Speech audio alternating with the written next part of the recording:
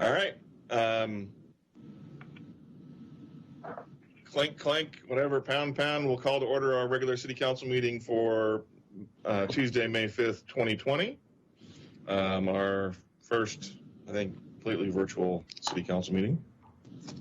It's a blur. Every day, it's just another Groundhog Day. Our last meeting was virtual as well. What? Our last city council meeting was virtual as well. It was a work session. Oh, yeah, right. And then the last. Oh, you were at the dais. Yeah, I was in the room, the empty room with Joe and Sylv. All right, Sylvia, roll call, please. Mayor Mays. Here. Council President Rosner. Here. Councilor Browse. Here. Councilor Garland. Here. Councilor Young. Here. Councilor Griffin. Here. And Councilor Scott. Here.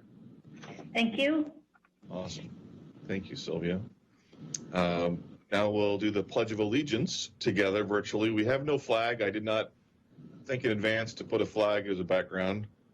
But I pledge allegiance to the flag of the United States of America and to the republic which it stands, one nation, under God, indivisible, with liberty and justice for all.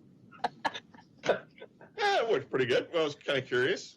I give it a 6. Yes, we need to have like a music TikTok thing to keep us in sync. Councilor Rose. I'm completely going out of order, aren't I? Oh well. First time is never going to be perfect. Approval of agenda. I make a motion to approve the agenda. Kim Young. Second. All in favor of approving the agenda, say aye. Aye. Aye. Aye. Opposed? Thank you, Council. We have 4 items on the consent agenda tonight. Item A is approval of the April 7th, 2020 City Council meeting minutes. Item B is approval of the April 21st, 2020 City Council meeting minutes. Item C is Resolution 2020-024, authorizing the city manager to execute a construction contract for the Rigetto Stormwater Vault project. Item D is Resolution 2020-025, authorizing the city manager to sign an agreement with Infor for cloud services. I move consent. Thank you, Renee. Second. I believe Tim seconded that. Any comments? All in favor of approving the motion as presented, say aye. Aye. Aye. Opposed? Motion carries. Thank you, Council. Item 6, citizen comments. Pursuant to Executive Order 20-16, citizen comments must be submitted in writing in advance to be included in the record for this meeting. Email must clearly state it is intended as a citizen comment for this meeting and must be received at least 24 hours in advance of the scheduled meeting time. So this is where Sylvia and Joe will manage.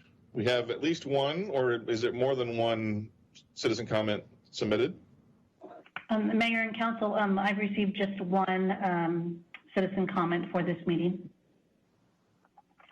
So I'll kind of facilitate this on my end. The citizen comment was submitted in writing from an Anthony Stewart on behalf of a Sherry Ralston with Western Oregon Dispensary.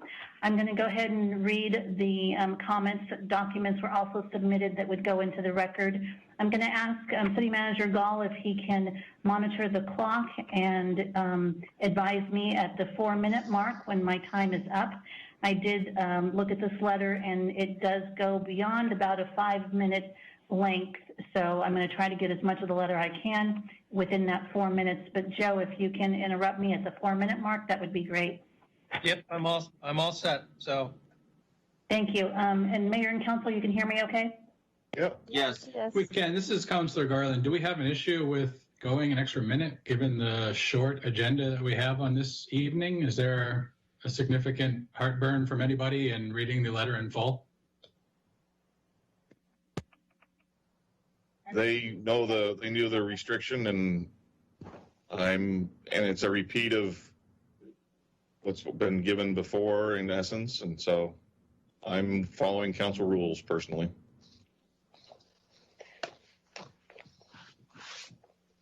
Mayor, may I proceed? Yes, please.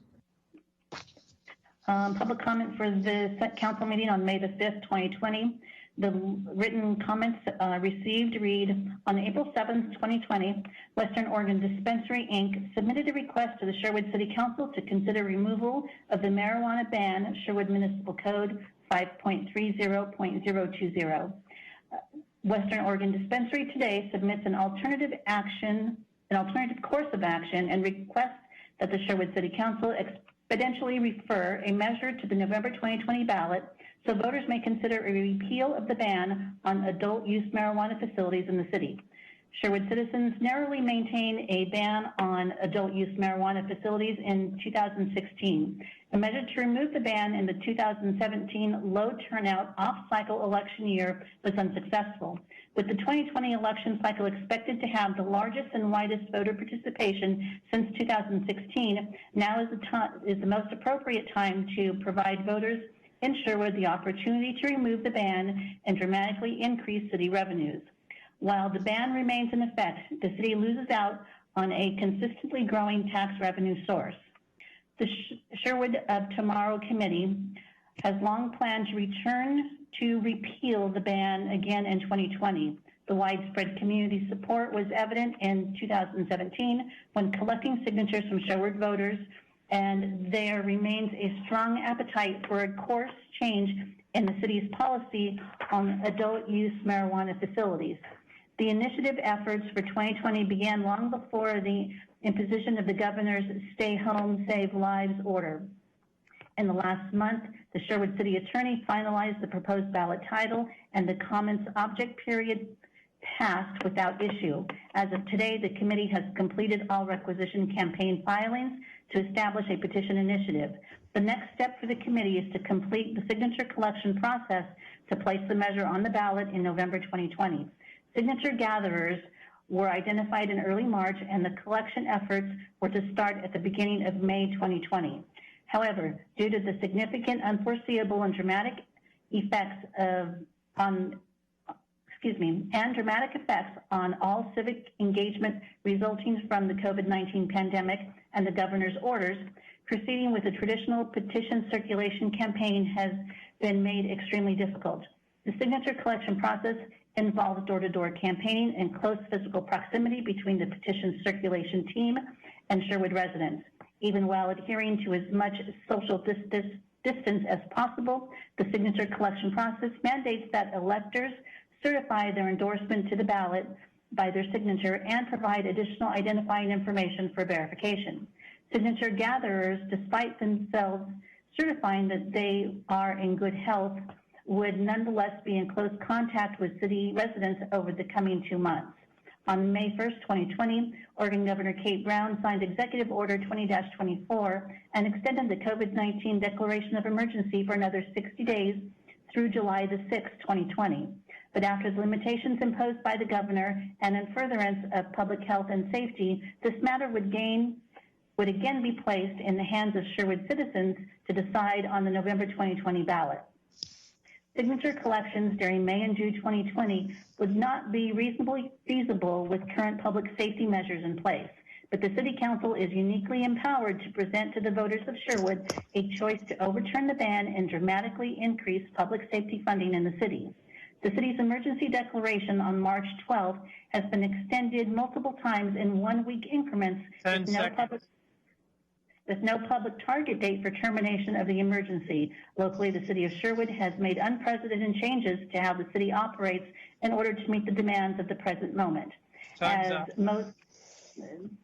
you. Thank you, Joe.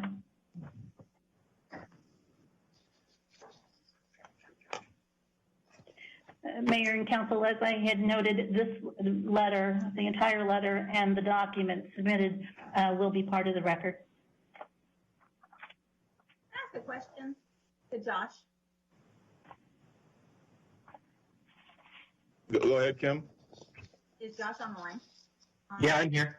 Oh, it's kind of follow up to what I asked you in email earlier, and just to clarify for everybody, because this term keeps getting used multiple times in all the letters that we received.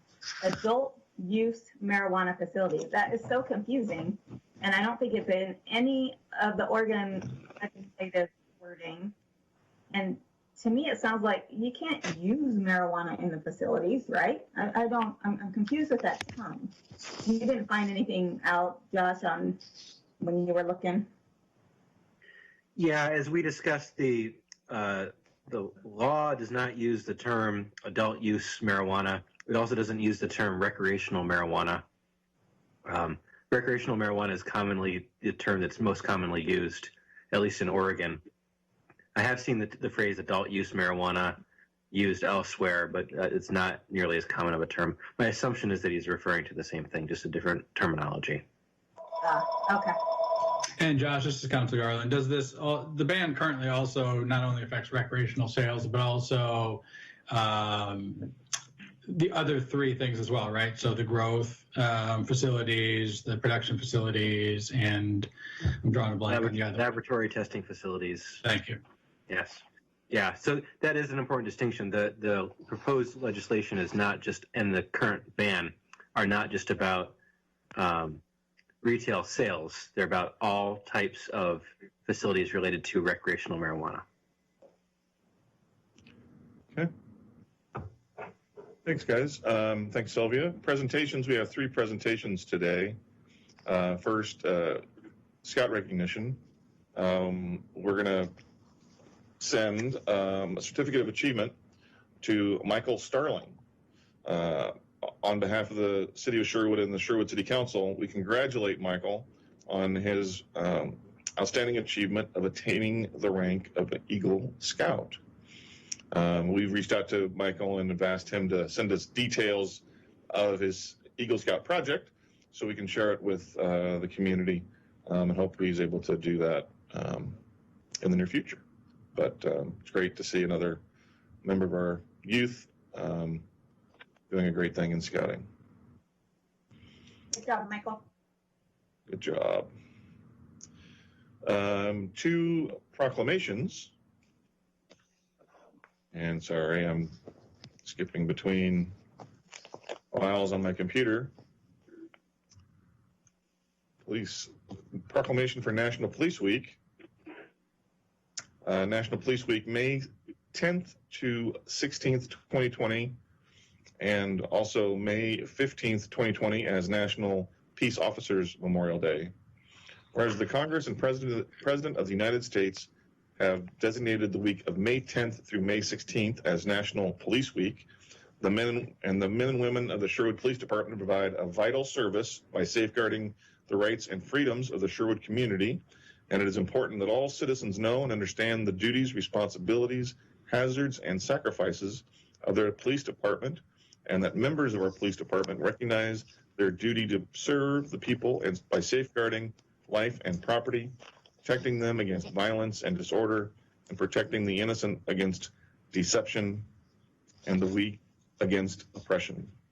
And the safety of our citizens is a foremost goal of local, state, and national governments, and the ability to exercise the rights and freedoms as set forth by our forefathers depends upon law and order, and the law enforcement is one of the few chosen professions that require the willingness to lay down one's life to protect others, and the daily performance of a police officer's normal duty is dangerous, stress-filled, and often underappreciated, and requires a person with a supportive family. And now, therefore, be it resolved that we, the Sherwood City Council, do hereby proclaim May 10th to 16th, 2020 as National Police Week, and May 15th, 2020 as National Peace Officer Day in Sherwood, and urge all citizens to recognize and thank law enforcement officers for the dedicated service they provide. Hear, hear. Hear, hear. During this pandemic, it's just added even more stressors to the men and women in our police force, and appreciate all they do, and everyone in in the city as well. The second proclamation, National Public Works Week, May 17th to 23, 2020. Whereas public works services are important to the health, safety, and well-being of Sherwood citizens, and these services can only be provided through dedicated public works professionals, including government and private sector employees who oversee water distribution, water treatment, sewer systems, equipment services, public properties, solid waste and recycling services, city streets, and parks maintenance. And these employees are the city's silent heroes who guarantee that these essential services are always working. And the support and understanding of an informed citizenry is vital to the efficient operation of public works systems. And the year 2020 marks this. Could you try again? I don't know where that came from. The year 2020. I apologize. That was my watch responding to you. Sorry. And the year 2020 marks the 60th annual National Public Works Week, sponsored by the American Public Works Association. And now, therefore, be resolved that we, the Sherwood City Council, do hereby proclaim that May 17th to 23rd, 2020, as National Public Works Week in Sherwood, and urge all citizens to recognize and thank Public Works employees for their dedicated services they provide. Amen. It is so important to know that all those things are always working, and to the point that we often take it for granted, and we shouldn't. Thank you, Council. That is the bulk of the list of work for us today, but we have City Manager report. Joe? Mayor and Council, just a couple items, and I'm certainly happy to answer any questions from Council as we begin to transition to the next phase of this pandemic. I think a lot of our efforts here at City Hall are twofold. One is internal to reopen some of our facilities and programs to the public. We are actively working on a reopening plan internally and gradually reopening city facilities and programs over the next, I would say 30 to 45 days. We're actively working on that. Depending on where things are in terms of the state and certainly what the governor says in terms of her previous executive orders. And I've been trying to keep the council aware of those plans. Happy to answer any questions you might have about that part of our workload. We are also actively working, especially with our businesses, as they start to plan to reopen. There has been a lot of work. Bruce Coleman, our economic development manager, Julia, certainly carrying the heavy bulk of that work. Mayor Mays, I know, because of your role with the League of Oregon Cities, has been a strong advocate with the governor's office and State Rep Neron and State Senator Thatcher in terms of getting information about our businesses and what they are telling us about reopening. And everyone's getting very antsy, as we know. And so I think there's been a lot of work and communication between staff and our electeds with the county and the state on those issues. Want to just pause there to see if there's any questions about either of those that I can answer. Again, thanks more or less on behalf of the community and City Council, Joe, thanks to you and your team for continuing to navigate these really strange days as best as we can with the most current and accurate information that we can get our hands on to help inform our community as much as we can. Sometimes information, we all want more info, and appreciate the hard work supporting the community, families, but also certainly the businesses in these strange days. Hearing no other specific questions, the other item, the budget, my proposed budget for next fiscal year will be released next week, and our first budget committee meeting will be on Thursday, May 21st. So that's on the horizon. We have gone through, David Bodway, our finance director, has been working very closely with the directors and myself. We basically, as I may have said in the last meeting, went back and looked at everything in light of the COVID situation, and there's still a lot of uncertainty about the impacts financially over time. But that proposed budget will be released next week, and then we'll start our normal budget committee process later this month. So we're looking forward to that.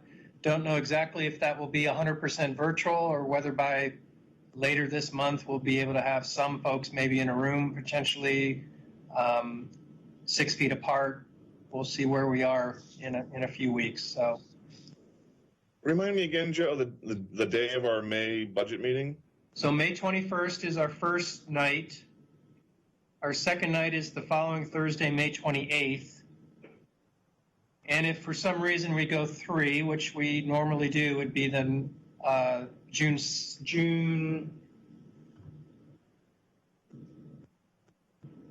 4th.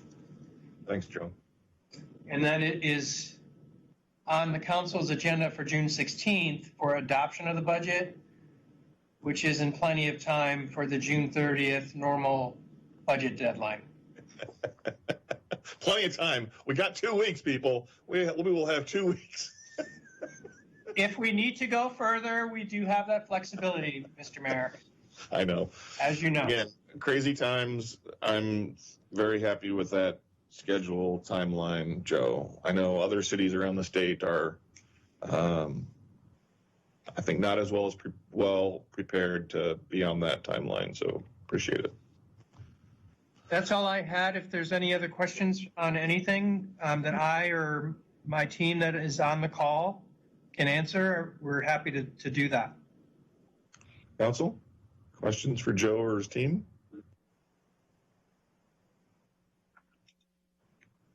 I have a question. Sure, Councilor Griffin, go My ahead. question would be, like for Craig and Jeff, I'm always asking about how are we doing in our plans to prepare for the opening of the new high school?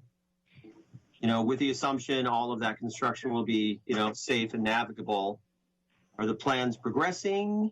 Are we, at some point I don't know if the council needs an update, but I get asked that sometimes about, is it going to be safe? So I'm just asking for them. Thank you.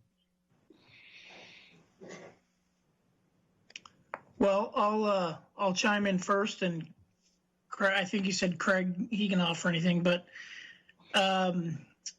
number one, and first and foremost, yes, it's going to be safe, absolutely, and that's task number one for us, and certainly I know the school district as well. Now, I had planned to have begun conversations about what those first few days might look like by now, but of course, with the pandemic added to the full plate that the school district already had with the construction, I'm going to probably reach out here in the next week or so and start trying to get some times put together and some people identified that we can have those conversations with. So we don't have any actual logistics yet, but I can assure you it won't take very long to get them put together, and it'll involve lots of proactive presence and a lot of just very pleasant time at the various campuses. So, Thanks, Chief. So Councilor Griffin, as far as the construction schedule for not only the new high school, but all what the school district's calling transformation projects, one silver lining to this pandemic is that construction at all the current facilities to convert them to their new uses will start next week, approximately a month prior to when they were going to start originally, when school let out in close to mid-June. So I think that's a benefit for contractors to get into those facilities and get started earlier. So I actually think we're going to be in better shape to get those done in time. The high school project is on schedule. If you haven't driven by the high school lately, it has really come along tremendously. Roads are closed. Not totally, Mayor. You can drive around those barricades. That's what I did. I was waiting for someone to volunteer who drove around first. That's Is it right. time for another tour? Yeah, I think a tour would be great. It may not happen until early June, but I think we can certainly make the request. So I am less concerned about everything being open on time. I'm now more concerned about what will school look like in the fall. I think one of the counselors told me today we'll have this brand new spanking new high school, and potentially students won't be able to go to it in the fall, depending on where COVID is in the pandemic. So I hope that's not the case. But I think they're on time and moving forward. So, Mayor, Yes. I apologize. I should have mentioned, and I failed to, that a very critical component of our preparedness for that is we intend to get some time with the school district so our officers can run around and maybe even do some training in that new facility before it opens. So we build some familiarization. We get accustomed to it. So That's a great idea. yeah, and that's a critical part. And so I apologize that I didn't mention that as well. Thanks, Jeff. and if you haven't been by the intersection of Sunset, Highway 99, Elwert, Kruger, lots of work going on in that intersection, especially on the YMCA side. I drove by there during the day today, and I hadn't been by there in a while, and significant work going on in that intersection. And I'm very confident that the road improvements will all be done in plenty of time as well. Excellent. Other questions for Joe or his team? Hearing none, council announcements. Who'd like to lead off announcements? I'll go first. Just a short update. The Planning Commission actually had a virtual Planning Commission meeting last Tuesday, and they had a public hearing on the reserves at Cedar Creek subdivision off of Brookman Road, and that was approved. Excellent. I just have a couple things. In collaboration with the Police Officer Week, it's also Show Some Blue.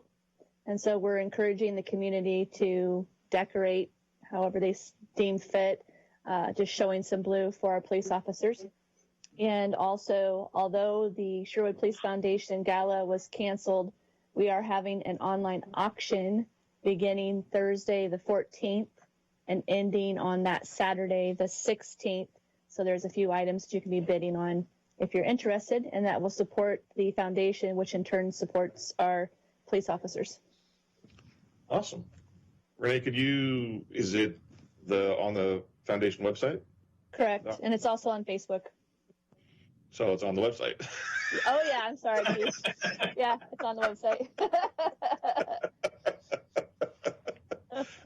But I think it's on the website, then you have to go to Facebook to join the auction. Yeah, you're going to have to go on You're going Facebook to have in to order. activate your account for a few I'm minutes. so doomed. Hey, Kim's great at Facebook. She can help you. Oh, I'll let Kim bid for me. There you go. There you go. No problem. Just give me your credit card. Second thought. Hey, Mayor, why don't you just put it up to the screen? That would just speed up that process, just both sides. Okay, Russell, you don't have any announcements. Next. I do, I have two. Thanks for mentioning me.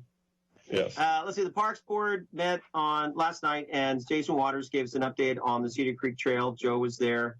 We're getting further along.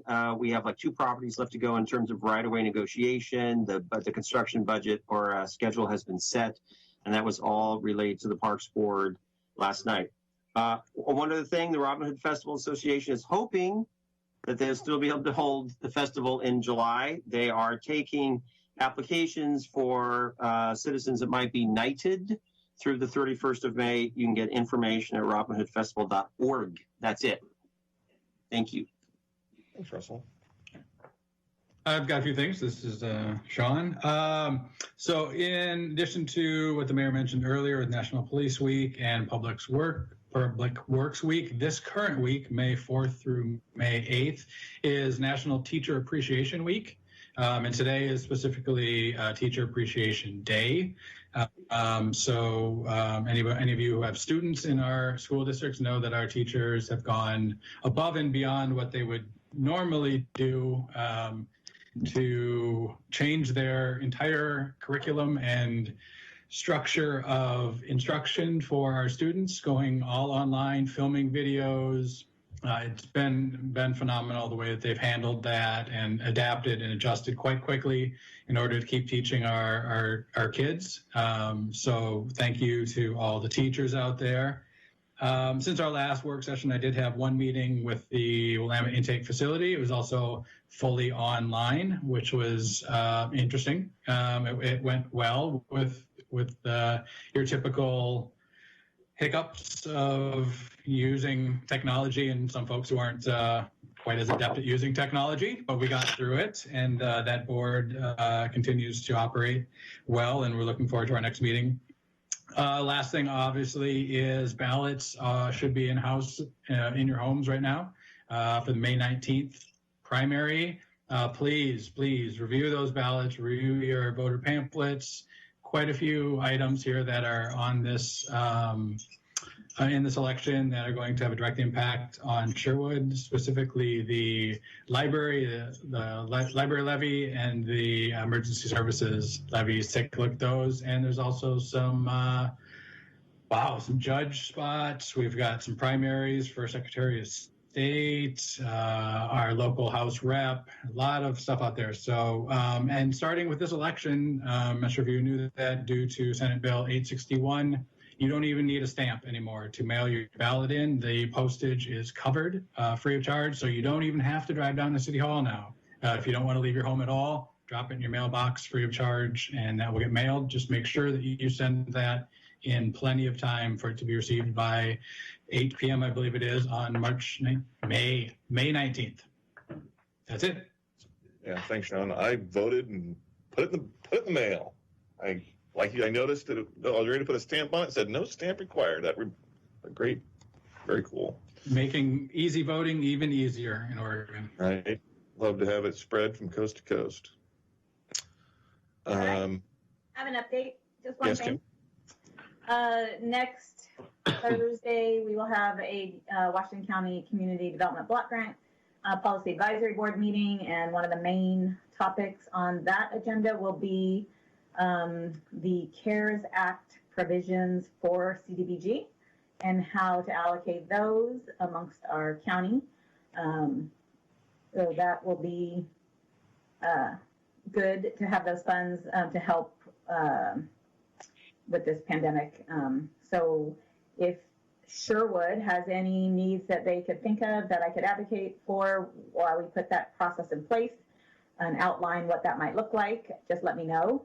And we will be having a public meeting date to be determined. It was trying to shoot for May 21st, but it seems a lot of us have budget meetings that night. So we're trying to find a date that we could have a quorum for the public hearing to present those ideas for how to allocate those funds before the, interim grant cycle would open up for those funds. So again, if you know of anything that might be helpful to Sherwood or the county as a whole, how those funds can be used, just let me know. Awesome. Thank you, Kim. Tim, I think. Yeah, I have a couple. Yeah, I have a couple things. I had 3 different committee meetings with the League of Oregon Cities over the last several weeks. One with the Finance and Taxation Committee, the Telecommunications and Broadband Committee, and the Transportation Policy Committee. I won't go into a lot of details, but for those out watching this on YouTube, League of Oregon Cities represents all the cities in Oregon's with Salem, and as Salem looks at legislation in the upcoming long session. So these committees basically vet through a list of priorities that cities have, and then the cities vote on those priorities, and then they go lobby Salem to make sure those priorities are being addressed as Salem looks at cities. So obviously with all three of those committees, there was a lot of discussion around the COVID-19 pandemic and the impacts that that's going to have on budgets. And we've started to get some interesting analysis coming out of Salem on what that looks like. So more to come on that as we move forward. I had one school board meeting last month. That was an interesting experience, having a Zoom meeting, or actually it wasn't Zoom. I think it was Google Teams or Google Hangouts, I think they call it, that they used for that meeting. And that went pretty well. But most of that meeting was discussing the efforts they're going through to educate the kids at home, which is, as several of us have pointed out, is a huge feat. Those teachers deserve a lot of credit for what they put together over the last 3 or 4 weeks and the efforts that they're making out there. And I think that is all I have. Awesome. Thanks, Tim. From my perspective, lots of virtual meetings. By not traveling as often, or not traveling at all, since the beginning of the pandemic, part of me said, "Oh, I'm going to have more free time." Wrong.